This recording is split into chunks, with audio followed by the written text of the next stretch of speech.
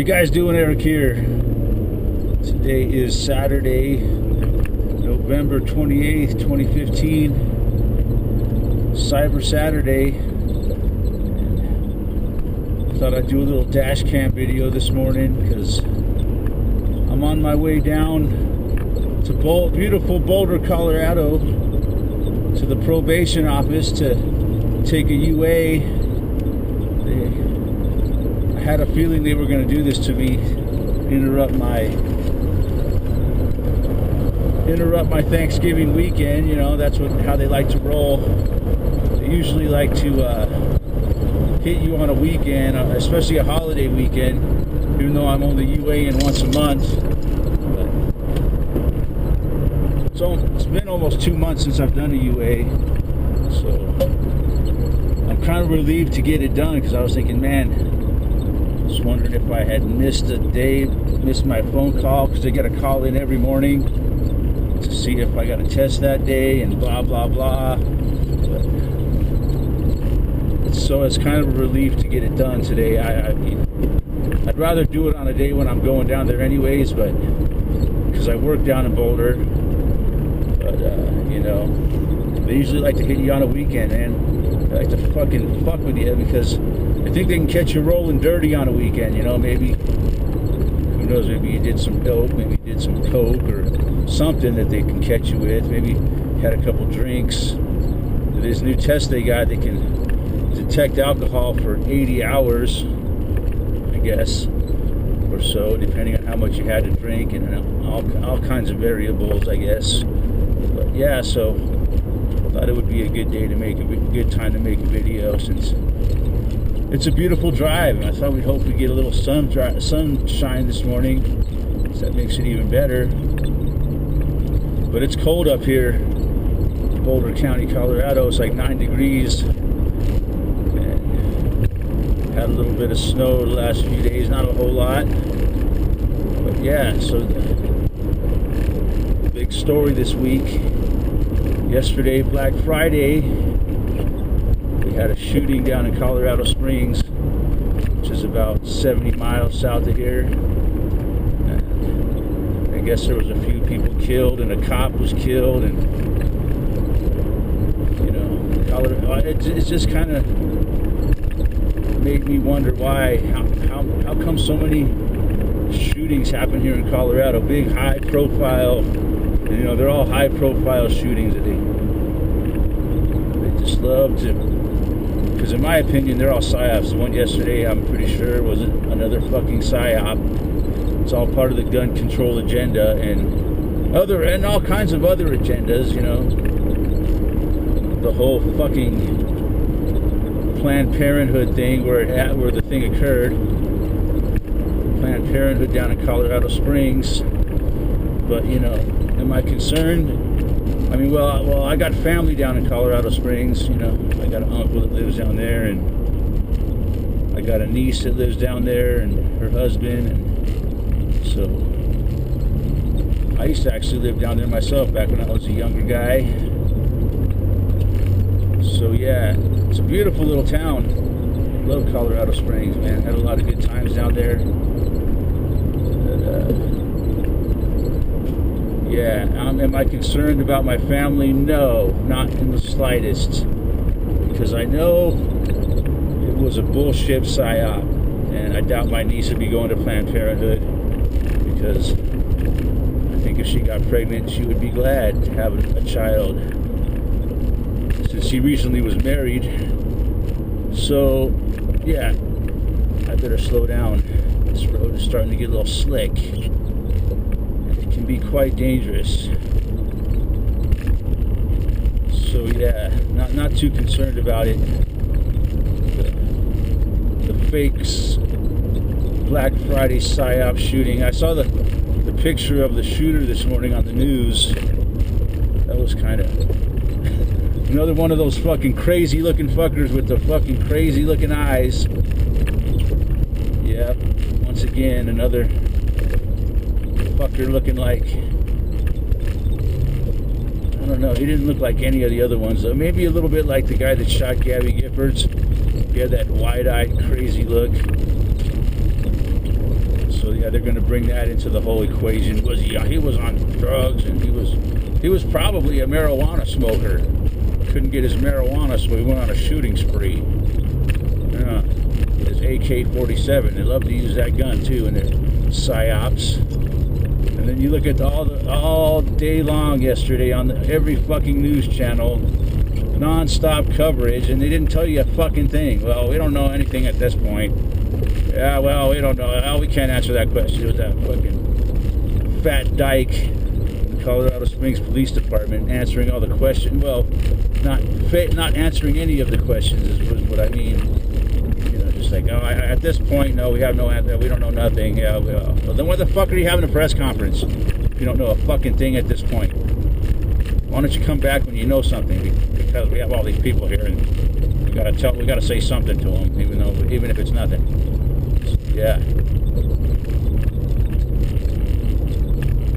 Where was I? Yeah, the fake news conferences and the whole news coverage of the thing, right? All they sit there and show all day was the same 3 fucking cops standing there with fucking AR-15s, just standing there for hours and hours in a fucking snowstorm, right? Freezing their fucking asses off. That's all that they, you know, that's all they can show you. They can't, you know, we can't get a camera up close to what's really going on. We're gonna just sit here and show you a bunch of cops standing. Just same thing they did in Paris. Fucking, all we're allowed to see is the police state part of it, because there's nothing else to see. The whole thing was fucking fake. The guy had duffel bags and he's gonna set off a bomb. And of course, this morning there was a picture of the cop that got killed, and they're talking about him. And of course, he's the greatest guy that ever lived, as usual. He was the greatest cop that ever lived. He was such a wonderful person. He would give you the shirt off his back if he wasn't arresting you for nothing and ruining your life for no good fucking reason other than that you didn't do what was said on a piece of paper, and maybe you had 1 or 2 drinks and was driving home, not hurting nobody, but they're gonna ruin your life for that. But yeah, he was the greatest fucking cop that ever lived, man. And of course, all the crisis actors are coming out this morning and giving us their bullshit stories, which will start, I'm sure the stories will start becoming full of holes like usual. You know, they usually do it. It seems like they must do it on purpose, man. They have all these stories conflict each other. It happens with every one of these fucking psyops, man. So, yeah, that's the whole coverage of the fucking Colorado Springs Black Friday. There's all kinds of fucking interesting twists to this story. It happened on Black Friday, happened at a Planned Parenthood, in the wake of, they love to talk about in the wake of the Paris shooting, and now we got to be on high alert. I'm gonna pass this guy. Now we got to be on high alert for terrorism because of this. Another act of domestic terrorism. It'll be another one of their fucking another one of their agendas. The whole, you know, mental illness angle on gun control will be discussed. I'm sure sometime soon, probably today, our fucking scumbag talking turd commander and thief will come out and give his little 2 cents about how he's tired of this and what another one, and how he's, you know, and how it's just getting played out, how often these things are happening, and it's just, his heart is just broken over all the, how many times he said, he doesn't have a fucking heart,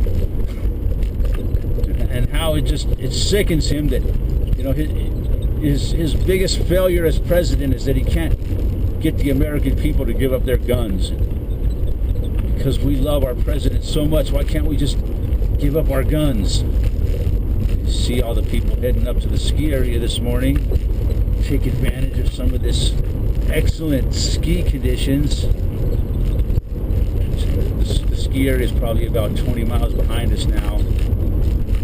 It just opened up last week, so I haven't got my season pass yet because this whole fucking probation thing. I'm just not in the snowboarding mood. When I go up there snowboarding, I like to smoke marijuana, believe it or not. Cannabis, oh my God, that's dangerous. I can smoke cannabis and fucking ride my snowboard like a fucking maniac, no problem. But if I get caught driving after smoking a little cannabis, they'll fucking ruin my whole fucking life. So, gotta be real careful. Even if you're not stoned at the time, they're gonna fucking be looking for it. And I'll be right back on the fucking... I've already had 2 DUIs, so that'll be my 3rd strike. See, we got a new law here in Colorado where it's your 3rd or 4th DUI now is a felony now. I don't know if they're going to count prior convictions. I'm sure they are, though. They want to find a way to ruin people's lives, for nothing, for no fucking reason at all, man. That's their favorite. The DUI is one of their best tools for making money, ruining people's lives. So just don't do it, people. Don't give them a reason, man. I never fucking speed. There goes some more skiers. I never fucking drink and drive. And I won't be smoking and driving. But the problem is that the fact that the cannabis stays in your system for so long that even, if they got a swab now that can tell whether you smoked in an hour or before. But even that's, I don't think, is foolproof. Even if you smoke like the night before, you might still have enough left in your system to get a DUI. It's fucked, man. Even though cannabis doesn't fucking affect your driving like that. If anything, it makes you drive better. But no, they're going to make it so that it makes you drive worse, and it's dangerous. And if we catch you, we're going to ruin your life. So yeah, the Thanksgiving weekend, what it means to me, well, Thanksgiving last year, 2014, was when I was forced to quit smoking cannabis. I got arrested on the 8th, and I had to go directly into monitored sobriety. So I've been on monitored sobriety since the 8th of November last year, and well, I was told by some people that I could keep smoking weed for a while after that, as long as my level kept going down. So I kind of gradually tapered off my cannabis intake until, I figured I figured that Thanksgiving would be a good day. So I bought my last little bit of cannabis on Thanksgiving, smoked it all on that one day, so probably spiked my level, but I haven't smoked cannabis since Thanksgiving of 2014. And I was a pretty heavy smoker before. So to me, Thanksgiving is like a day of sacrifice, man. I usually do some kind of sacrifice every Thanksgiving. Well, not this year, I'm already been sacrificing for the whole year. And my life is owned by the fucking state, being on probation. As I'm going down this morning to go take a UA, because if I don't, they'll throw me in a cage and revoke my probation, and I'll probably end up sitting in a cage for 6 months to a year if I fuck this up. I got 2 months left to go today. That's another thing that this weekend marks. 2 months till January 28th. But I might get off on January 8th, so we'll see what happens. I got my last meeting with my probation officer January 8th. And from what she told me, I should be done with it all on that day. So keep my fingers crossed. I might get off 20 days early. So that'll be cool if that happens.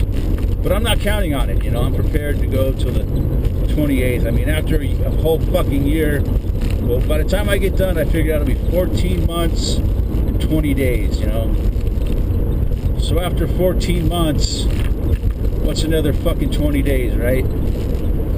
It'll be that long since I've been on monitored sobriety. So So yeah, and also Thanksgiving in 2009 was when I quit smoking cigarettes. Actually, I bought my last pack of cigarettes on Thanksgiving of 2009, so it's been 6 years now that I've been tobacco free. Actually, last summer I did smoke one cigarette just to see what it was like again. But, you know, after going through all that, it was really fucking hard for me to quit smoking, man. I mean, I tried, you know, how many times? Seriously tried at least 5 or 6 times since I started smoking as a kid.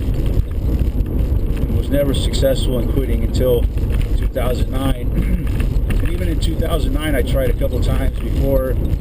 You know, I quit smoking for like a week or two, or maybe not even that, 2 or 3 days, and I would give in, you know, and I couldn't take it anymore. And that's the crucial time period, you know, after about the 3rd day, the cravings start to really go down, you know. So this time I was determined, man. I wasn't working at the time, so that helped. Being unenslaved meant that I didn't have my normal routine where I would smoke, you know, and I would be going under stress and I'd want to smoke. So I think that kind of helped me to quit. That I could stay home, and I used cannabis, man. That was my crutch. I made sure I had plenty of cannabis, and when I had a craving, I'd smoke some cannabis. And if it didn't go away, I would try to just like curl up into a fetal position and go to sleep. And just try to go to sleep and try to sleep it off and wake up and the craving would be gone, you know. But yeah, it was just sheer determination, you know. And another thing I told myself, for any of you out there that are trying to quit smoking, that, you know, after going 2 or 3 days and then giving in is like going through 2 or 3 days of suffering. And then just, you know, that if you give up, then all that suffering you just went through was for nothing. Oh, I just fucked up the windshield, you know. I'm gonna turn on the heat. You don't want to go through that 2 or 3 days of suffering and then give up. You know, that's how so I was determined, you know, not to suffer in vain. You know, that was one of the ways I used to you know, get through it. Was it, man, okay, I suffered for 2 days, I'm not going to give up now, because I had done that in the past, and it worked, man. Those were my strategies to quit smoking. It led to success. Using cannabis, not giving into the cravings, and, you know, using a mental exercise of, if I give up now, I suffered for no good fucking reason, you know. Because for me, quitting smoking was suffering, man, you know. It's so easy to give in to the craving. So yeah, that's what Thanksgiving means to me, man. A time of sacrifice. This year I didn't have a big feast. I just stayed home and had a couple turkey pot pies. That was my Thanksgiving feast this year. A friend of mine brought me a little bit of pie, had some pumpkin pie and ice cream for dessert, so that was my Thanksgiving feast. Pretty good. I'm pleased with it, and I didn't have to worry about indigestion and feeling all into a tryptophan coma, overeating, or none of that. So that kind of was nice, but it was a good Thanksgiving. Watched football, even though I know football is fucking shit. Illuminati-controlled entertainment for the masses. It's one of my guilty pleasures, you might say. I've been watching, you know, I've been a football fan since I can remember, you know. My first stepdad was into it, and my uncle played college football, and when I was a kid, that's what I wanted. I wanted to be a football player, so it's kind of hard to just give it up. That's about the only sport I do watch anymore. I don't watch hockey anymore. I like hockey too, man, but I can't watch hockey because I don't want to pay for the expensive cable package. You got to pay like 90 or 100 bucks a month to get the channels where you can watch hockey. Fuck that. So I gave up watching hockey. Towards the end of the season, like after football season's over, they show some games on regular TV. That's when I start watching hockey, and then I'm able to watch some of the playoffs, and I'm able to watch some of the Stanley Cup finals they put on national TV. So that's when I start getting into hockey towards the end of the season. So yeah, anyways, this is just my little going down to take a UA video, dash cam, since I can't go for a walk this morning, since I like to go and get this over with early in the morning. So I imagine when I get back home I'll take Dingo for a walk, but I'll already have my video done. And so yeah, I guess I'm gonna have to cut it short now. So I'm getting down close to Boulder. And